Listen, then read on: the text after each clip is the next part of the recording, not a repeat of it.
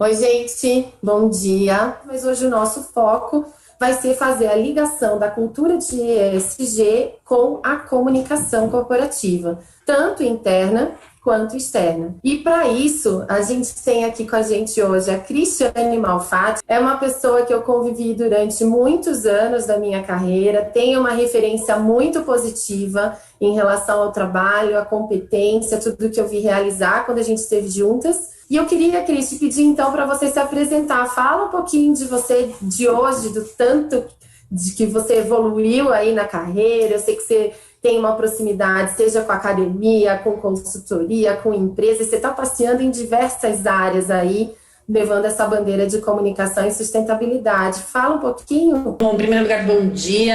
Realmente é um prazer estar aqui. A Raquel mora no meu coração, ela sabe disso, né? Super competente, uma baita de uma profissional.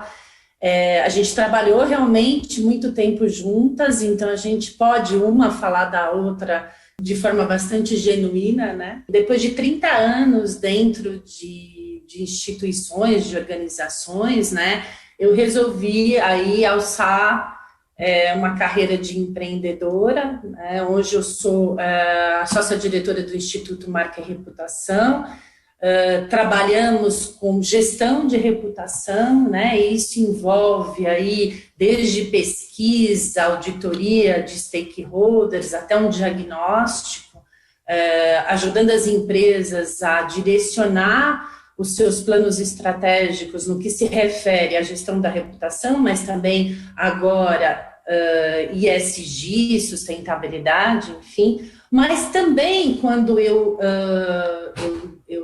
saí do mundo corporativo, eu sempre quis estar dentro da academia, que eu não tinha tempo, ou na verdade, assim, a gente faz o tempo, né? Mas eu não tinha um foco. Então, eu saí, eu fiz um mestrado em comunicação, meu mestrado, a especialização é em redes sociais, reputação em redes sociais, e hoje também eu dou aula na FIAP, no MBA de Marketing Estratégico. Então, assim, eu consegui fazer aí um bem bolado das coisas, dos meus planos B aí, né? Então, eu estou bem feliz aí que eu consegui caminhar nesse sentido. E hoje a gente atende empresas, só para ter uma ideia do quanto aí a gente está nesse mundo corporativo, BTG Pactual, Sodexo, Câmara de Comércio de Energia Elétrica, então, várias empresas aí que a gente tem trabalhado, grandes, médias, nessa questão da gestão da reputação. Uau, Cris, muita coisa evoluiu aí, né, depois do mercado corporativo. E eu acho que essa é a vantagem da gente poder escolher o que a gente quer direcionar de carreira, né? Você acaba se especializando em algo que faz muito sentido para você e sei o quanto você acaba cobrindo muito bem, né? Todos os eixos e os entraves que têm a ver com reputação, seja diretamente rede social, mas sei que você vai bem mais longe do que isso quando esse assunto é reputação. E aí eu queria começar, então, a gente trazer para esse universo do ESG. A gente, enfim, sabe que o ESG, ele é um índice, de fato, criado para avaliar as operações das empresas do ponto de vista de práticas. Então, a gente está falando de atitudes, né, da empresa trazer práticas positivas e coerentes relacionadas aos temas sociais, ambientais e à governança. E até nas lives anteriores, a gente falou muito sobre a diferença entre trabalhar a sustentabilidade da maneira como ela já foi trabalhada ao longo de muitos anos dentro das empresas, que ainda era um tema que estava um pouco na tangente das decisões estratégicas, e trazer ela para esse G da governança, para colocar dentro de uma posição estratégica de decisão e de análise do negócio, né? Então já começa dizendo para a gente que relação essa visão do ESG tem com a comunicação dentro das empresas e nesse mercado corporativo. Tudo começou com a questão da imagem, né? As empresas, elas se sentiram muito, elas tiveram muito problemas aí, né? Da questão de, por exemplo, walk the talk, diziam algo e faziam diferente. A gente vivia num outro mundo, o cenário era muito mais fechado. Então, com o advento das redes sociais, toda essa tecnologia que nos envolve, eu diria assim que a comunicação ganhou um peso muito maior, né? Se ela era já estratégica para quem entendia e sabia da sua importância, depois de todos esses desdobramentos que ocorreram aí nos últimos anos, ela virou algo assim que une as partes, né? Então não adianta você ter políticas adequadas, você fazer de forma correta, se você não consegue permear isso entre os seus públicos, sempre de dentro para fora, né? Se o seu funcionário, ele tem adota algumas práticas sociais no nível pessoal e elas são alinhadas com as práticas da empresa, a comunicação ajuda a fazer esse, vamos dizer assim, esse grude mesmo, né? Então, tem tudo a ver, ela está dentro desse pilar de ESG. Não existe você fomentar isso dentro das empresas se você não tiver essa ferramenta estratégica, né? Que ajuda a ampliar, exponenciar e fazer as coisas direito, porque você só traz as pessoas para dentro, né? Você só consegue que isso realmente vire uma verdade se elas souberem o que está acontecendo, quais são os seus objetivos, suas metas, né? E se a comunicação é a cola disso tudo, né? E eu fico muito feliz que as empresas agora, diria os C-level, os CEOs, enfim, eles entenderam a importância estratégica de uma comunicação. Se você pegar uns anos atrás, só as grandes empresas sabiam dessa importância, né? Até porque elas tinham receio da sua imagem, porque elas precisavam, elas eram grandes e elas tinham, assim, elas eram mais expostas, né? Hoje eu vejo pequenas e médias empresas preocupadas com posicionamento, que ele seja alinhado, que as pessoas todas saibam, né? E eu acho que isso foi muito por conta do que vem acontecendo da abertura, né? As redes sociais democratizou isso, né? Então, cada um hoje com um celular na mão é um comunicador. Então, se as empresas não fizerem isso institucionalmente de uma forma bacana, elas vão perder esse jogo, né? E aí, essa questão das redes sociais, tudo pode virar uma crise da noite para o dia, dependendo do que a gente tiver ali, né, acontecendo relacionado à empresa. Eu não diria nem por iniciativa da empresa, mas é o que você disse, até qualquer funcionário ou qualquer pessoa que está passando na rua tem uma forma de eventualmente registrar uma atitude diferente daquilo que a empresa está tentando trazer no seu posicionamento oficial e aquilo virar uma profunda incoerência. E aí você falou uma coisa que eu acho que a gente tem que trazer de volta aqui para ressaltar, para ficar na cabeça das pessoas. Comunicação como ferramenta estratégica. Porque, na verdade, sempre foi, né?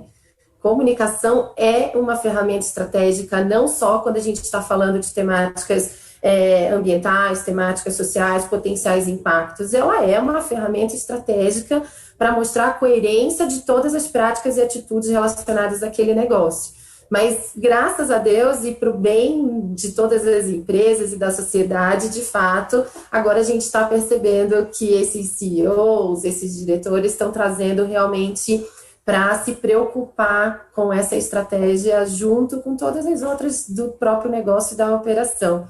Eu tive a experiência, né, de trabalhar em outra empresa com esse desafio de construir o plano estratégico da atuação social, da empresa exclusivamente social, e um CEO muito aberto à temática social, a ter posturas corretas e a acatar a sugestão que estava sendo trazida.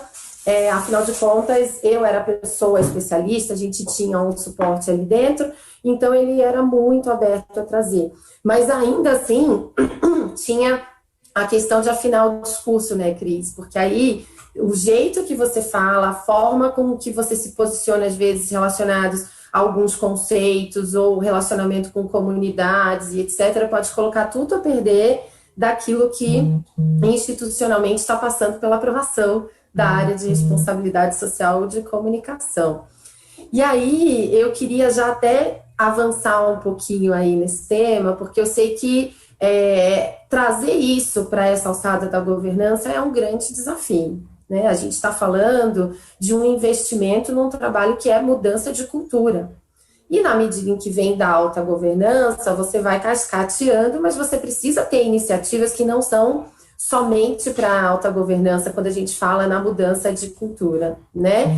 E como que a comunicação, tanto interna quanto externa, podem ajudar nessa como ferramenta estratégica, né? Com esse pensamento estratégico, a promover todas essas mudanças no posicionamento da empresa.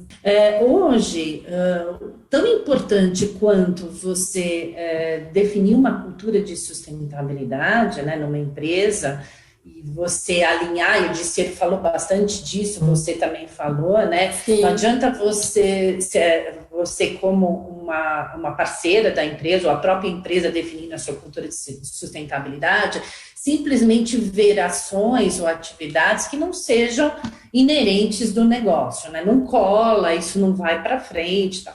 Da mesma forma, se você não tem um planejamento estratégico de comunicação para que isso possa se tornar algo que venha de dentro para fora, que na verdade reflita o DNA dessa empresa e, por consequência, que tenha alinhamento com os valores dos seus colaboradores, com certeza você não vai chegar na comunidade, você não vai chegar no cliente, você não vai chegar no acionista, você não vai chegar no investidor. Então, hoje, quando você define uma cultura de sustentabilidade, é condição sine qua non ter as etapas de como você vai permear isso. Como é que você vai fazer um mix com a cultura organizacional?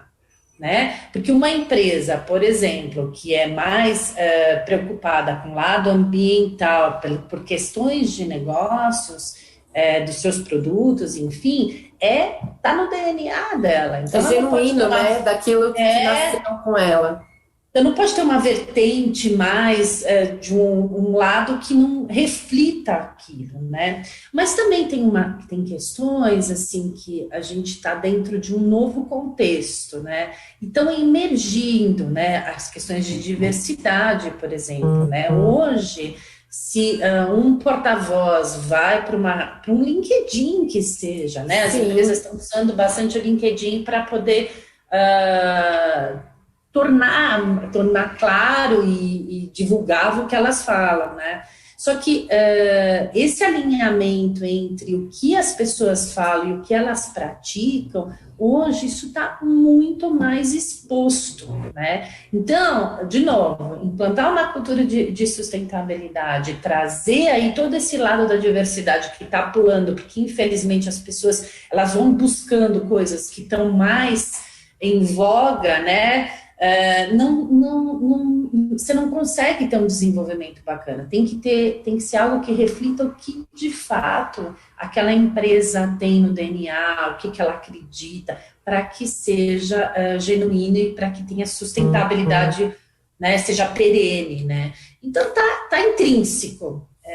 Não existe essa implantação sem um plano estratégico de comunicação para você trazer os stakeholders para que eles entendam o que você de fato quer fazer. Você puxou um tema que, de fato, eu acho que é talvez um núcleo aí de tudo que a maioria das empresas está tentando trazer, que é a questão da diversidade. Fazer a conexão que diversidade está dentro de uma temática mais ampla, que é direitos humanos.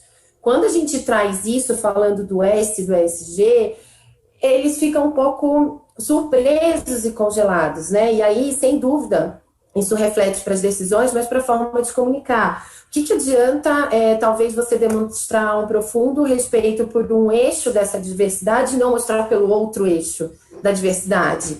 E refletir para a prática. Então, de repente, você está falando... enfim, de presença feminina no mercado de trabalho e como fazer essa progressão de carreira, como incentivar. E aí se alinha a diversos pactos, Pacto Global, ONU Mulheres, UEX, Mulher 360. E aí quando você vai ver aquela empresa, isso é um tema de direitos humanos, E aí a empresa não está verificando a própria cadeia produtiva de fornecedores, por exemplo, para a questão de trabalho escravo infantil, análogo escravo e infantil. Então, por que eu estou me posicionando num tema que parece que é moda, né? E aí, talvez isso de uma maneira muito rasa, eu vou lá e me posiciono, vou aderir ao movimento, viro signatário, faço um plano de ação para uma temática, mas todas as outras temáticas de direitos humanos, eu posso até decidir que não está no meu DNA me posicionar tão fortemente, mas eu não posso ferir esses direitos humanos em todo o restante onde a empresa faz. Então, o que você trouxe, eu acho de fato que não adianta seguir porque é uma tendência, né, externa, todas as empresas estão falando disso, eu vou falar também, eu vou me posicionar também, ou mesmo que seja desenvolver um plano de ação efetivo para uma temática, sem entender profundamente o quanto ela tem que estar nas atitudes, né, daquele negócio. E, de fato, a gente está falando de mudança de cultura. E aí, eu queria que talvez, eu falei nas lives anteriores, né, onde o Alexandre Diciero participou com a gente, para a gente tentar materializar um pouco, trazer até um pouco para a prática, porque às vezes, como você mesma disse, tem empresas que não são gigantescas e que estão começando a se preocupar com o tema e que talvez queiram, antes de virar gigantescas, se posicionar adequadamente, a fazer um trabalho um pouco mais assertivo e preocupado com essas temáticas de ESG, e principalmente temáticas sociais, né? Que aqui na Ideal Social nosso foco é bastante relacionado às temáticas sociais, seja no terceiro setor, ou seja no mercado corporativo. Que ações práticas a gente pode pensar quando o assunto é essa mudança de cultura, Cris? Então, se a gente olhar para o lado da comunicação, né, uma forma de reportar isso seria um relatório de sustentabilidade. Só que o que acontece? Muitas vezes as empresas querem fazer um relatório de sustentabilidade, mas elas não querem falar de fato o que elas estão fazendo, né? Então, não é um relatório de sustentabilidade um perfil institucional, não. Quando a gente fala de relatório de sustentabilidade, a gente fala, por exemplo, de conversar com os stakeholders, né, os principais stakeholders da sua cadeia, para entender quais são os pontos que realmente você precisa melhorar. Porque simplesmente escrever um relatório de sustentabilidade, falar bem da empresa, ninguém vai ler, nem o investidor vai ler. Ele, na verdade, ele vai marcar e dizer, esse ponto aqui eu preciso ir atrás, porque tem alguma coisa errada, né? Uhum. E muitas vezes, acho que acontece com você também, fazer uma consulta a stakeholders, fazer uma matriz de materialidade para depois você reportar, dói, né? Você tem que ter maturidade. Porque aparecem coisas boas e coisas ruins. Porque a hora que você pergunta para uma pessoa o que ela acha de você, ela pode dizer, ela pode ser verdadeira. Sim, e na verdade o objetivo da gente perguntar para um stakeholder o que acha de você não é só ouvir elogios, é saber exatamente os pontos de melhoria. Lógico. Para melhorar e trazer essa prática para um viés mais próximo da excelência. Eu nem vou dizer 100% excelência, mas um caminho na direção dessas boas práticas. Então, sem dúvida. Tem que fazer uma consulta, fazer um diagnóstico, não esperando todo mundo dizer que te ama, né? Pois é. Não, e aí vem, né, já aconteceu várias vezes comigo, vem, né, essas informações que não são tão legais. E aí, ai meu Deus, o que nós vamos fazer com isso, né? Então, ou então a postura de contestar, né? E dizer, não, isso não aconteceu. Não, isso não acontece. Não, a pessoa não sabe muito bem o que está acontecendo para poder dizer isso. Exatamente. Mas a gente tem que entender que são percepções. E se tem uma percepção externa nessa direção e você não tratar essa percepção, mesmo que esteja desalinhada, talvez seja o início de um problema de reputação, inclusive, né? É esse o ponto. E mais do que isso, assim, definir metas, porque ninguém hoje, eu diria assim, por mais que tenha empresas super avançadas, está 100% blindada, não está, né? A gente sabe disso, Mas também tá ok, entendeu? Sim, Eu acho ninguém é 100% perfeito, inclusive nem nós, pessoas, indivíduos, e nem tudo aquilo que nós geramos, como as empresas, as organizações. A gente tem que a gente só tem que estar com esse drive de melhoria, né? Focado em realmente então, assim, o que nós vamos fazer, né? O que nós vamos fazer para melhorar? E assim, o importante também é não querer abraçar o mundo, né? Então, assim, o que eu vou fazer esse ano? Quais são os pontos que eu vou atacar, que eu tenho consciência, né? Que eu consigo mobilizar as pessoas aqui dentro, né? Que não seja mais tarefas, mais coisas para as pessoas fazer, que elas não vão fazer de uma forma bacana, mas que eu possa colocar metas. Então, hoje, um relatório de sustentabilidade, assim, tem alguns que conseguiram chegar nisso, né? Que tem metas, que elas reportam no outro ano que elas conseguiram, e às vezes não conseguiram e dizem, olha, não conseguiu os 80, 70, sei lá, mas consegui 50 por causa disso. Então, assim, materializar seria reportar usando o GRI, pegando o GRI, usando isso para um plano de ação, né? E a gente vê que ainda tem muitas, como você falou da assinatura de ONU Mulheres e desses prêmios, ainda tem muita gente que está preocupada com isso, não está preocupada em realmente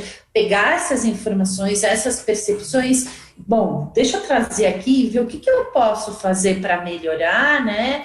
E para chegar num patamar que seja importante não só para a companhia, mas para a sociedade.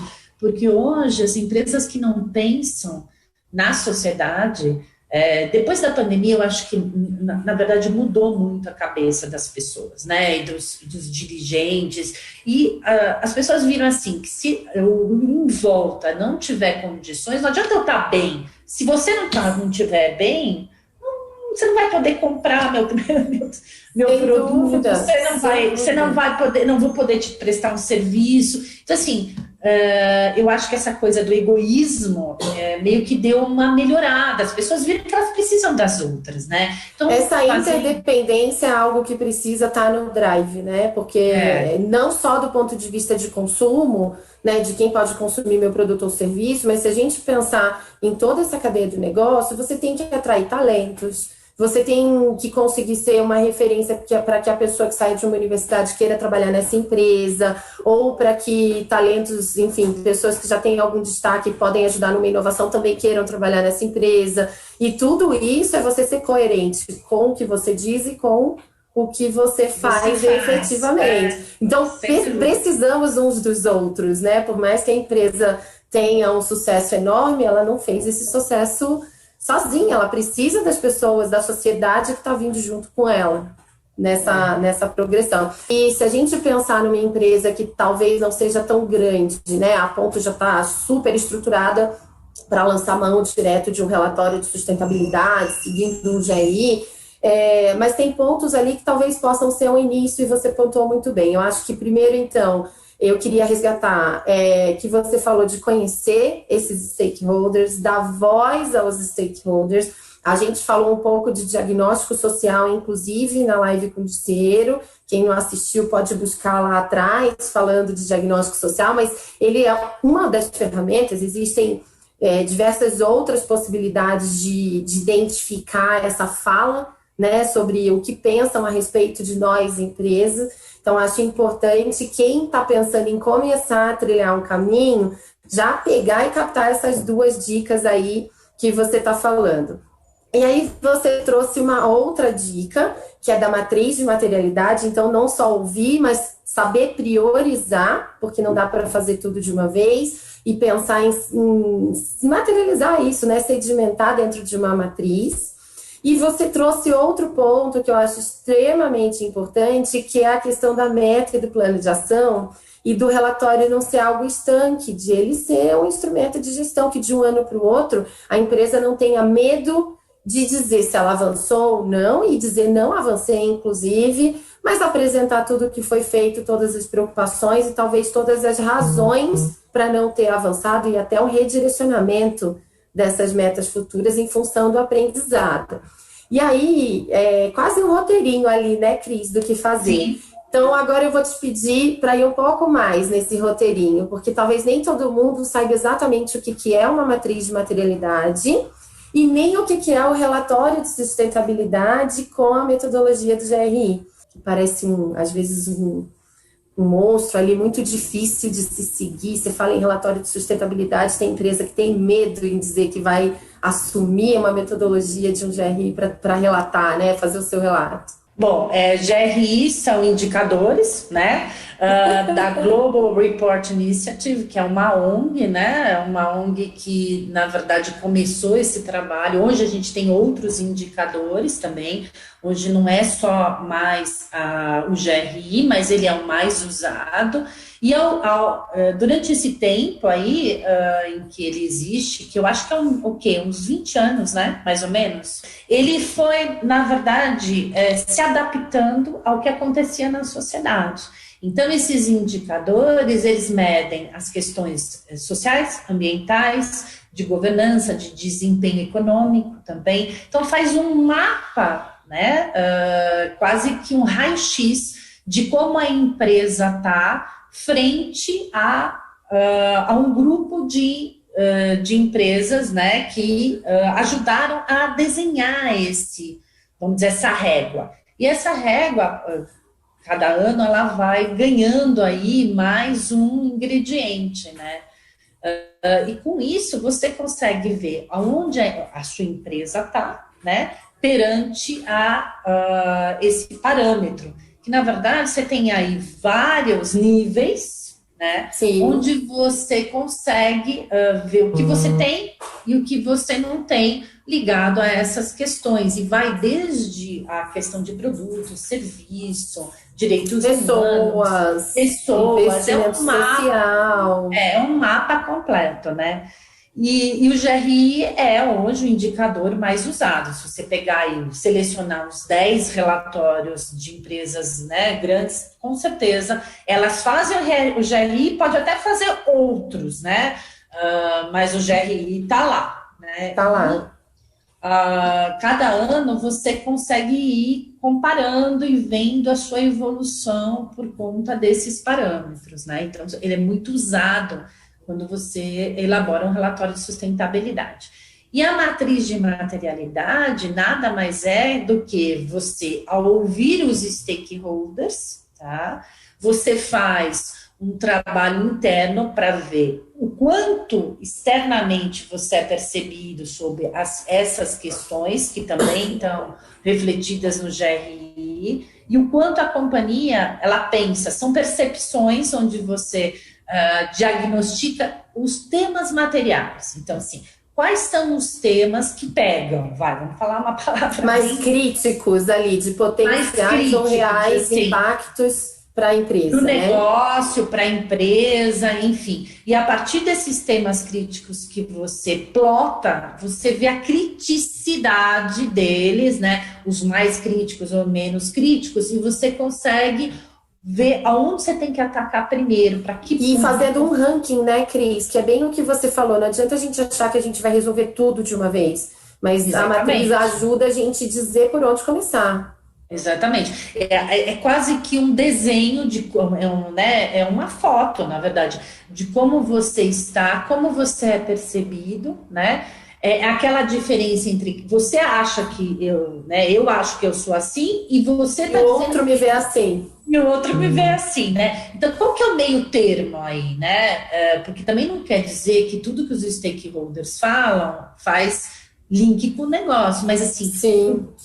O que eles falaram que a gente consegue fazer aí um misto para poder detectar os temas materiais. Então, tudo isso, no fim, a gente está falando de transparência, que é alguma coisa que eu diria que há não muito tempo atrás era muito, muito questionada. As empresas, de uma forma geral, tinham muito medo de dar real transparência para aquilo que está sendo feito, até porque dar transparência é dizer o que você ainda não faz bem, mas você quer fazer melhor. Não é só falar o que você faz bem. Então, e aí o relatório, ele tem também o relatório de sustentabilidade, um pouco essa função de transparência. Eu vejo que, e aí falando nas empresas grandes, muitas às vezes concentram como se ele fosse ser o único canal de transparência. Eu já publico o meu relatório de sustentabilidade, ele está lá no site, quem quiser pode acessar e ler. E aí só um ano depois, às vezes 2 anos depois, porque a gente sabe que tem empresas que publicam um relatório a cada 2 anos, é que vai se preocupar de novo com essa transparência. Isso funciona? Não, não funciona. Infelizmente não funciona, né? A transparência ela tem que vir da boca das pessoas que trabalham nas empresas em primeiro lugar, né? Não pode estar destoado do que você fala. De novo, walk the talk, né? Você tem que simplesmente dizer e fazer. Isso vai ser descoberto em algum momento, né? O relatório vai ser descartado, né? Não vai ser levado em consideração se por um acaso um CEO, um presidente, um diretor, um gerente chegar e dizer, desrespeitar uma pessoa, né? Quantas crises a gente viu aí que alguém desrespeitou no dia a dia, na pizzaria, numa reunião, assim, no lado pessoal, né, de uma forma super ruim, e isso respingou para a empresa. Então, assim, transparência é você ser transparente no todo, né? Não adianta ser transparente só em algum material, né? Transparência é ser realmente genuíno. E hoje em dia, de novo, não existe mais espaço para não transparência, né? Porque alguém vai descobrir, né? Porque o seu cunhado vai contar na roda de samba lá. Então, assim, não adianta, ou você é ou você não é. Os papéis que antes existiam, né? Que as pessoas meio que separavam, hoje é um só. Transparência hoje, cada vez mais, ela tá sendo assim, um item não só para as empresas, mas para as pessoas, porque as pessoas fazem as empresas, né? Então, um executivo pode simplesmente detonar uma empresa por falta de transparência, né? Sim, então, não adianta só você fazer um material bacanudo, tal, se o que acontece dentro da sua companhia é completamente diferente do que você está relatando, o que está contando, né? Na sua fala, no seu jeito de ser, né? Se na sociedade nós estamos questionando tudo o que está acontecendo, dentro das empresas, independentemente do tamanho, está acontecendo também, né? E aí volto a falar da importância da mudança de cultura, porque a gente precisa mudar a nossa mentalidade, não é fazer só porque é bonito fazer. Ou pelo amor ou pela dor, de novo, porque se a gente não mudar, a sociedade vai mudar, nós vamos ficar para fora, é isso. E essa mudança tem que ser genuína, não adianta a gente querer trabalhar um véu ali com a comunicação e achar que aquilo ali convence, né?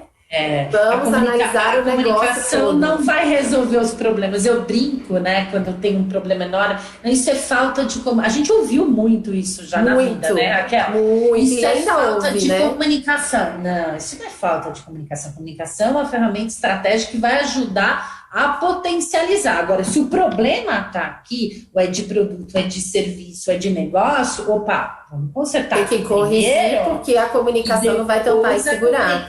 Exatamente, mas quantas vezes a gente já ouviu isso? E as pessoas continuam ouvindo, né? Isso é um problema de comunicação. Não é não. Não é não, verdade. Mas eu queria terminar nosso papo dizendo que o ESG, eu diria que foi um avanço em relação à sustentabilidade, porque está olhando com uma lupa questões que a sustentabilidade já olhava, mas que ele está dando um olhar muito mais assim exponencial, até por conta que a gente tem agora a nosso favor, por isso que o ESG tomou essa proporção, o lado financeiro, né? Então as empresas estão vendo, né? Os investidores estão vendo o quanto houve essa mudança na sociedade e, de novo, é um reflexo da sociedade, o quanto o ESG está sendo valorizado. E que comunicação é uma ferramenta estratégica. Não deixem que te falem que é um problema de comunicação. Entenda sempre do seu negócio, né? Do que você vai comunicar. Porque você não vai fazer milagre, né? Na verdade, você vai potencializar e unir os públicos em torno de uma questão. né, de um assunto. Você vai dar luz, né? Você vai trazer para a visão de todos aquilo que está lá dentro já do seu negócio. Você não vai, de maneira alguma, resolver o problema. Não vai, né? Porque o problema está antes disso. Por isso que é importante diagnóstico, por isso que é importante falar com os stakeholders. É o primeiro passo para qualquer desenvolvimento de qualquer planejamento estratégico, né? Então, é só essa, eu diria assim, é só essa dica de não começar o processo no meio, porque não vai ser legal, não vai ser sustentável. E aí não é só para o ESG, mas comunicação como ferramenta estratégica para tudo no negócio, né? E aí no pequeno, no médio, no grande, começa a pensar do seu tamanho, mas traz a comunicação como ferramenta estratégica para o negócio. Até no relacionamento com o seu marido, a comunicação é estratégica. Sim, no relacionamento com o ser humano, a comunicação é estratégica. Com certeza. Se você não entender o que o seu stakeholder quer, você vai comunicar errado. E aí começou o conflito. Olha que analogia perfeita. Vai dar crise. Vai dar crise. Então, Cris, eu queria te agradecer muito. Obrigada pela sua disponibilidade. É sempre uma delícia conversar sobre esse tema e com pessoas que eu confio no trabalho, que tem uma visão que eu acredito muito também. Então, a gente vai embora no papo se deixar. Mas eu queria muito te agradecer pela sua participação. Espero que você possa estar com a gente em outros eixos dessa comunicação aí também, falando sobre isso. Sem dúvida será convidada. Obrigada, Cris. Obrigada, eu que agradeço. Um prazer, Raquel, sempre te ver mesmo online, tá certo? Sim, por enquanto estamos online. A gente tem, eu diria assim, que uma certa... A gente reflete o que uma e outra pensa. Isso é muito importante. Sim, uma conexão. A gente acredita aí, nas né? mesmas coisas. É muito importante isso. Exato. Cris, obrigada. E a gente se vê na próxima quarta-feira, então.